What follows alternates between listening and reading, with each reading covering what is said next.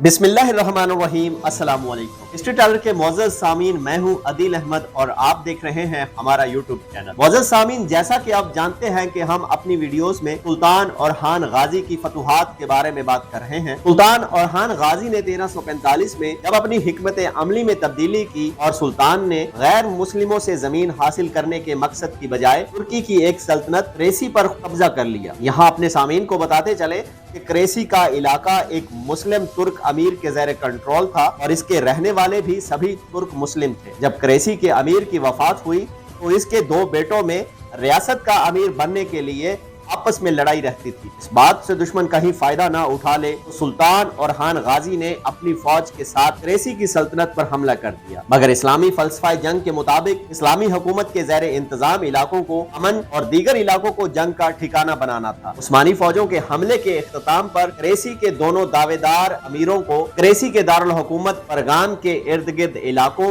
और किलों में धकेल दिया गया, जिनमें से एक के बारे में जिक्र मिलता है कि वो दौरान जंग मारा गया जबकि दूसरा पकड़ा गया था। मोअज़्ज़ज़ सामीन, क्रेसी को फतह करने के बाद ये इलाके भी सुल्तान औरहान गाजी की सल्तनत में शामिल कर दिए गए। ये फतह सुल्तान औरहान गाजी के लिए बहुत अहम साबित हुई क्योंकि इससे सुल्तान औरहान गाजी के बाकी इलाकों की सरहदों को अबनाए डारडेलियस के अनातोलियाई इलाकों तक पहुंचा दिया गया था। क्रेसी की फतह के बाद ही तकरीबन पूरा शमाल मगरबी अनातोलिया का इलाका उस्मानी सल्तनत में शामिल हो गया था और चार बड़े शहर बुरसा, नेकोमीदिया, निकिया और परगान इसकी ताकत का गढ़ बन गए थे। यहाँ अपने सामीन को बताते चले कि सुल्तान औरहान गाजी की इन फतूहात के बाद उस्मानी सल्तनत के चार सूबे थे, जिनमें सोगोत, बुरसा, इज़्निक जिसे अजमीत भी बोला जाता है और कोकेली का इलाका शामिल था। मोअज़्ज़ज़ सामीन, अगर आज की ये वीडियो आपको अच्छी लगी हो तो हमारे चैनल को सब्सक्राइब करके वीडियो को लाइक और शेयर कर दें। बेल आइकॉन का बटन जरूर दबाएं ताकि आने वाली हर नई वीडियो का नोटिफिकेशन आपको मिल सके। इंशाल्लाह इसी सिलसिले की नेक्स्ट वीडियो के साथ हाजिर होंगे। अभी मुझे दीजिए इजाजत। अल्लाह हाफिज।